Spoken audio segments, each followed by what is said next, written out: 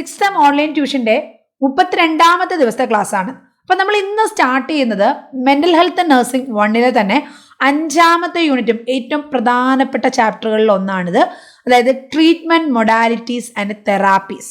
അതായത് നമ്മൾ ഈ കഴിഞ്ഞ 4 ചാപ്റ്ററുകളിൽ എന്താണ് മെൻ്റൽ ഹെൽത്ത് നഴ്സിംഗ്, അതിൻ്റെ പ്രിൻസിപ്പിൾസ് എന്തൊക്കെയാണ്, അവിടെ എങ്ങനെയാണ് നമ്മൾ പേഷ്യൻസിൻ്റെ ഹിസ്റ്ററി കളക്ട് ചെയ്യുന്നത്, എങ്ങനെയാണ് നമ്മൾ സെയിം ആസ് ഫിസിക്കൽ എക്സാമിനേഷൻ നമ്മൾ എങ്ങനെയാണ് മെൻ്റൽ സ്റ്റാറ്റസ് എക്സാമിനേഷൻ ചെയ്യുന്നത്, ഇവിടെ തെറാപ്യൂട്ടിക് കമ്മ്യൂണിക്കേഷൻ്റെ പ്രാധാന്യം എന്താണ്, ഏതൊക്കെ ടെക്നിക്സിലൂടെയാണ് നമ്മൾ പേഷ്യൻറ്റുമായിട്ട് എക്സ്പെഷ്യലി സൈക്കാട്രിക് പേഷ്യൻറ്റുമായിട്ട് തെറാപ്യൂട്ടിക് കമ്മ്യൂണിക്കേഷൻ മെയിൻറ്റെയിൻ ചെയ്യുന്നത്, അതിലുണ്ടാകുന്ന പ്രോബ്ലംസ്, ഇതൊക്കെയായിരുന്നു കഴിഞ്ഞ 4 ചാപ്റ്ററുകളിലായിട്ട് പഠിച്ചത്.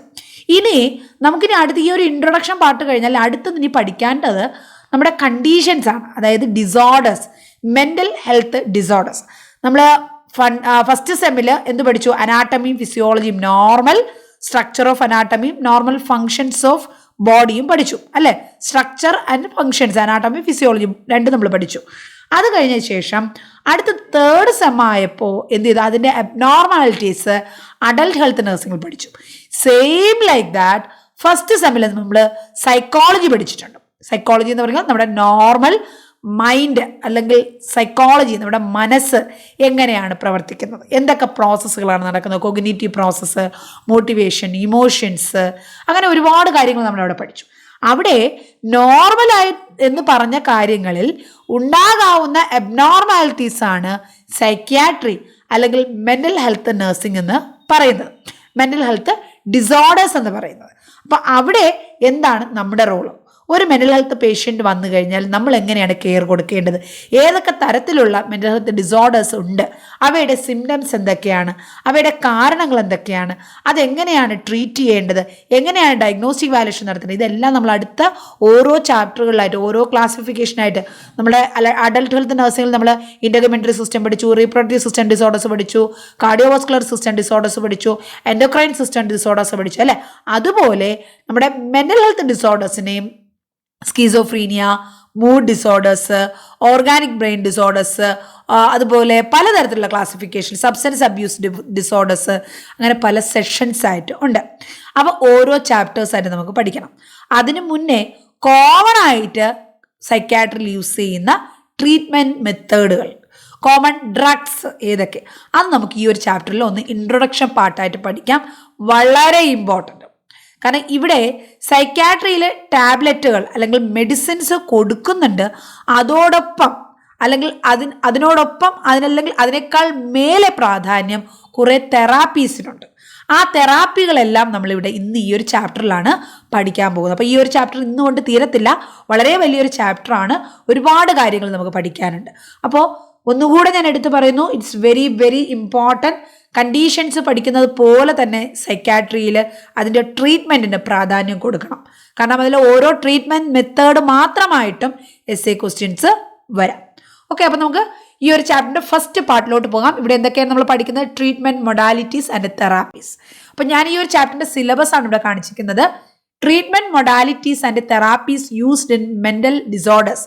അതിൽ ഫസ്റ്റ് വൺ ഫിസിക്കൽ തെറാപ്പീസ് ഉണ്ട്, രണ്ടാമത് സൈക്കോളജിക്കൽ തെറാപ്പീസ് ഉണ്ട്, അടുത്തത് സൈക്കോ സോഷ്യൽ തെറാപ്പീസ് ഉണ്ട്, ഇത് കൂടാതെ ഓൾട്ടർനേറ്റീവ് അല്ലെങ്കിൽ കോംപ്ലിമെൻ്ററി തെറാപ്പീസ്, പിന്നെ ചില സ്പെഷ്യൽ പോപ്പുലേഷന് വേണ്ടിയിട്ടുള്ള കൺസിഡറേഷൻസും.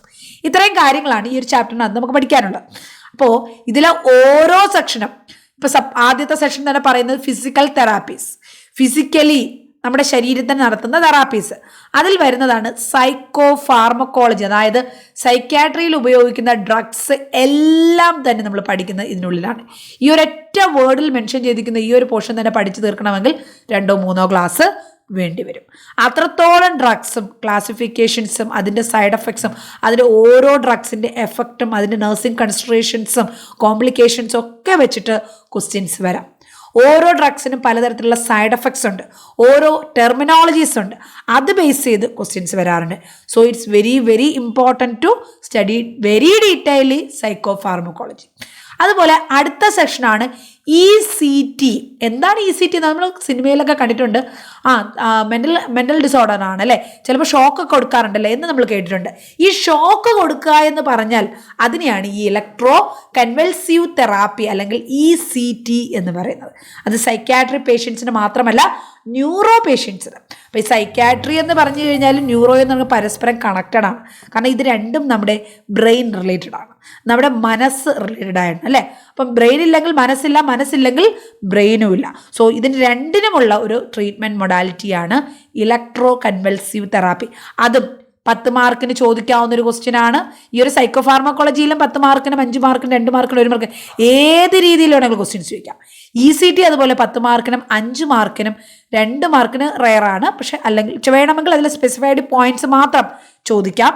1 മാർക്കിനുള്ള ക്വസ്റ്റ്യൻസും അതിനകത്തുണ്ട്. ഇനി സൈക്കോളജിക്കൽ തെറാപ്പീസ്.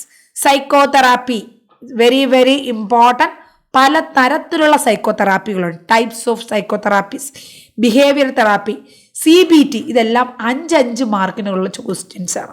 ഇനി എല്ലാ തെറാപ്പീസും കൂടി ചേർത്ത് ഒരുമിച്ച് വേണമെങ്കിൽ 10 മാർക്കിൻ്റെ ക്വസ്റ്റ്യൻ ആയിട്ട് ചോദിക്കാം. Group therapy 5 mark, family therapy 5 mark.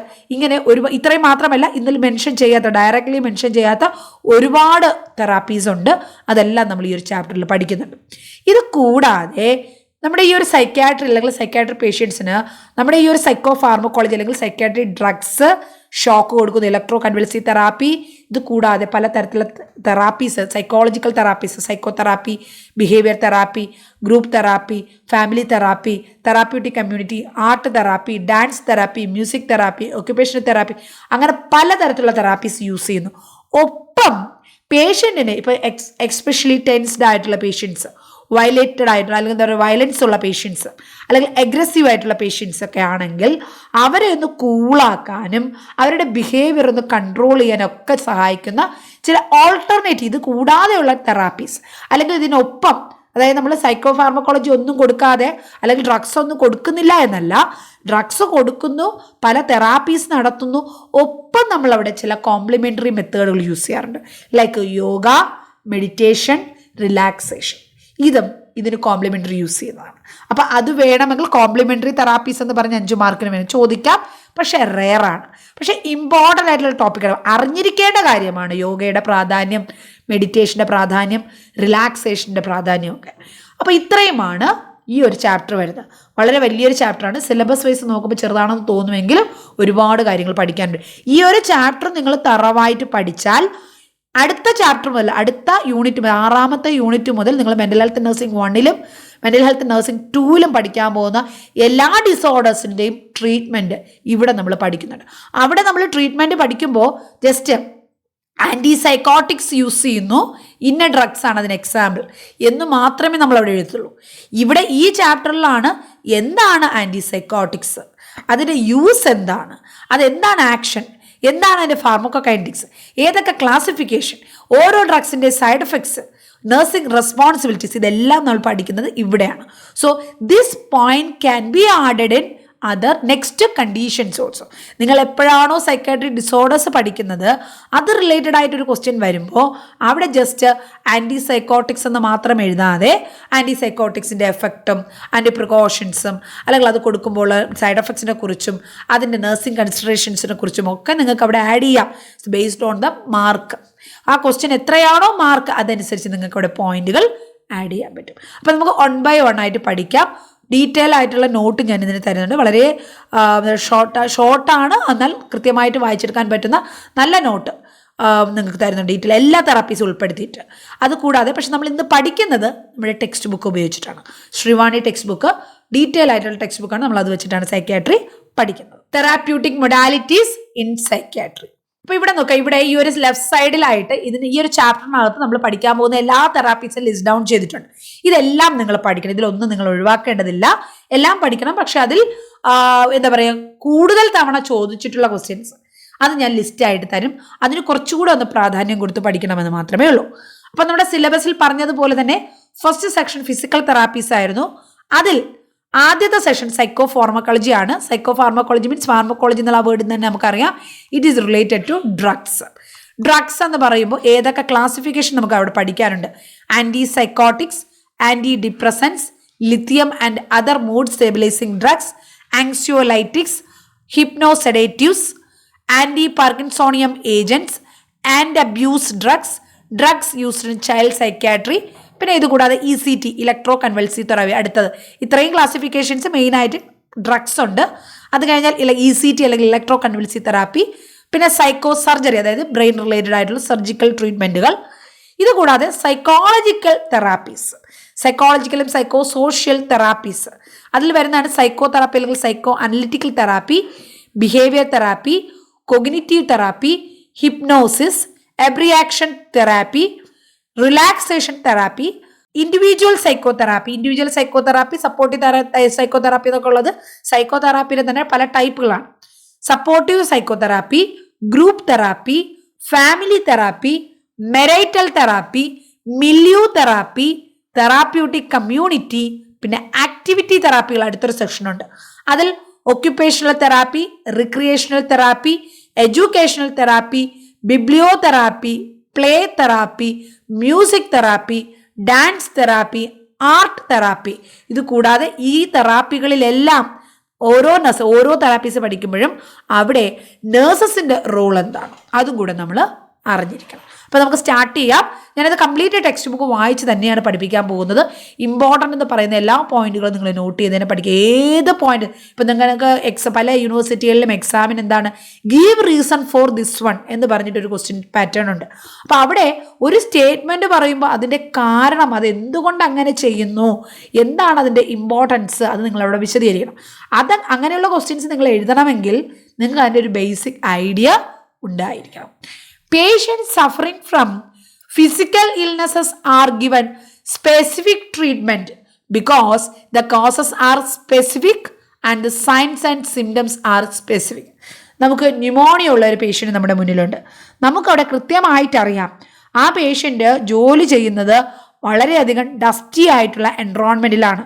So patient is എന്നുള്ളത് ഇൻസ്ട്രക്ട് ചെയ്യുക. അതുപോലെ സീഷർ വരാതിരിക്കാൻ വേണ്ട പ്രിക്കോഷൻസ് എല്ലാം എടുക്കുക. സീഷർ വരാതിരിക്കാൻ ആൻറ്റി കൺവൾസൻസ്, സപ്പോസ് പേഷ്യൻറ്റിന് സീഷർ കിട്ടുന്നുണ്ടെങ്കിൽ ആൻറ്റി കൺവൾസൻസ് കൊടുക്കുക. അപ്പം ഇത്രയും കാര്യങ്ങളാണ് നമ്മുടെ നഴ്സസ് റെസ്പോൺസിബിലിറ്റീസിനകത്ത് വരുന്നത്. എന്തൊക്കെയാണ് നമ്മൾ പറഞ്ഞത്? വെള്ളം കുടിക്കണം, ഡ്രൈനസ് അവോയ്ഡ് ചെയ്യാനുള്ള മെഷേഴ്സ് എടുക്കണം, കോൺസ്റ്റിപ്പേഷൻ അവോയ്ഡ് ചെയ്യാനുള്ള മെഷേഴ്സ് എടുക്കണം, പേഷ്യൻ്റ് കെയർഫുൾ ആയിരിക്കണം, BP ഫോൾ ഉണ്ടാകാം, അതുകൊണ്ട് ബെഡിൽ നിന്ന് എഴുന്നേൽക്കുമ്പോൾ ശ്രദ്ധിക്കേണ്ട കാര്യങ്ങൾ, പിന്നെ പാർക്കിൻസോണിസത്തിൻ്റെ സിംറ്റംസ് തടയാനുള്ളതും അല്ലെങ്കിൽ അതിനുള്ള ട്രീറ്റ്മെൻറ്റും, പേഷ്യൻ്റെ മൂവ്മെൻറ്റ്സ് ഒബ്സർവ് ചെയ്യുക, സീഷർ വരാതിരിക്കാനുള്ള പ്രിക്കോഷൻസ് എടുക്കുക, കാർ ഡ്രൈവ് ചെയ്യുന്നത് അവോയ്ഡ് ചെയ്യാൻ പറയുക, മെഷീനറീസ് യൂസ് അവോയ്ഡ് ചെയ്യാൻ പറയുക, സ്കിൻ പ്രൊട്ടക്ഷൻ മെഷേഴ്സ് എടുക്കാൻ പറയുക, അതുപോലെ സൈഡ് എഫക്ട്സിനെ കുറിച്ച് ഇൻഫോം ചെയ്യുക, ഡ്രഗ് കോംപ്ലിയൻസിൻ്റെ ഇമ്പോർട്ടൻസിനെ കുറിച്ച് ഇൻഫോം ചെയ്യുക, ബ്ലഡ് ടെസ്റ്റ് ചെയ്യുന്നതിൻ്റെ ഇമ്പോർട്ടൻസിനെ കുറിച്ച് പറയുക. ഓക്കെ, അപ്പോൾ ഇത്രയും കാര്യങ്ങളാണ് നമ്മുടെ ആൻറ്റി സൈക്കോട്ടിക്സിനകത്ത് പഠിക്കാനുള്ളത്. അപ്പോൾ എനിക്ക്